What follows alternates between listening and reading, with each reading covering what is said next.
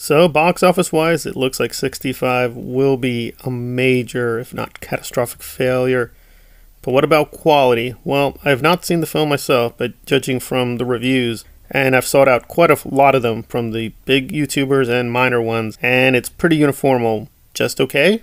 You might actually like it, it might be good for you, but no one is saying this is super excellent cinema. It just seems to be what it is, fun with dinosaurs. But let me put some minor spoilers and minor warnings out of the way, because this is not John Wick, so if you just want to buy a ticket and have wall-to-wall action with the dinosaurs, that is not occurring. The narrative starts off fairly quickly. It is a small film. It's less than 100 minutes from what I understand. There are slow moments. They try to anchor this film with Adam Driver and his character Mills with a kind of daughter figure. Some people will like that, some people will not. They did try to do excellent work on the visual effects. They had a little bit of time. This thing has been sort of been hidden for a while, so a few places it does look very strong. In some of the action scenes, they do try to go for realism.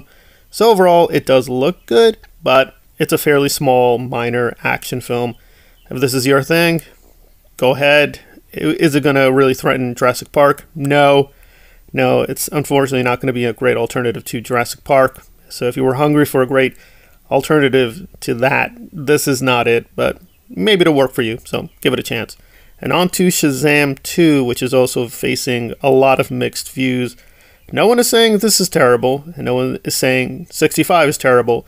The basic spiel is now Shazam is joined by his family. They're going to work in coordination against apparently 3 goddesses. No one cares. Basically, it's Helen Mirren and her crew with Lucy Liu and someone else. Basically, they're threatening the Earth.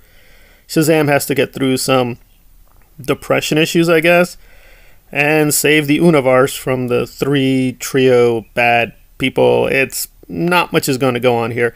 This is a self-contained story for the most part, so if you have not caught up with the rest of the DCU, doesn't matter. You really only need to know Shazam and some of the basics with the mythology. If you know who Superman and Batman and some other people are at the basic level, you'll get a lot of the jokes and you'll understand more or less what the film is trying to do.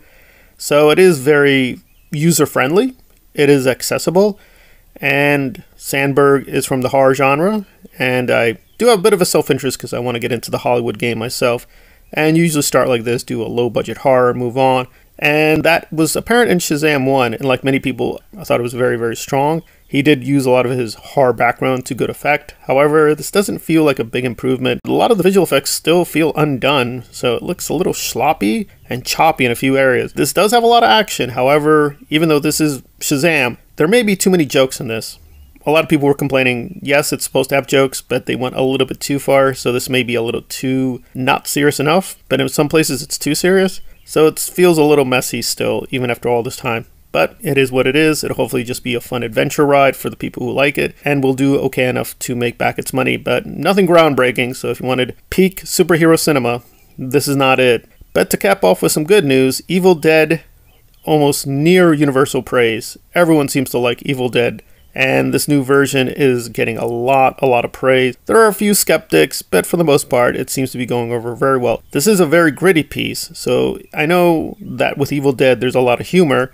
I'm not an Evil Dead hardcore fan. I'm not going to pretend to be one, but from what I understand, it usually has a very jokey style. This one does not. This one is very gritty, it's very bloody, extremely intense, but it is working for apparently the new generation. And Sam Raimi is behind 65, so apparently he will cap off this year with one big success, but one moderate failure. So if you are in the mood for grim and gritty horror, then Evil Dead R will do the work for you. And there we are. 2 kind of moderately okay things to be on offer in the cinema, but apparently a very big success with Evil Dead